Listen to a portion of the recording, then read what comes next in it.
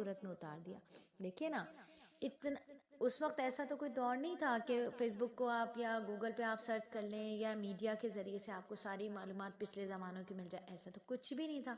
نبی صلی اللہ علیہ وآلہ وسلم کے پاس تو وہی آیا کرتی تھی. اللہ تعالیٰ ان کو گزرے ہوئے زمانوں کی، گزرے ہوئے لوگوں کی بات بتایا کرتے تھے.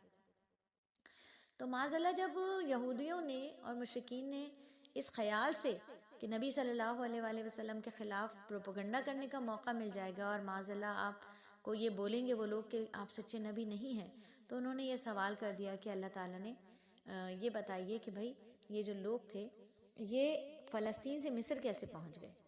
اب یہ سوال انہوں نے کر دیا. اللہ رب العزت نے یہ پوری کی پوری صورت نازل فرما دی اور اس میں پوری تفصیل وضاحت کے ساتھ حضرت یوسف علیہ السلام کا واقعہ بیان فرمایا، پوری وضاحت کے ساتھ. حضرت یعقوب علیہ السلام کا دوسرا نام جو ہے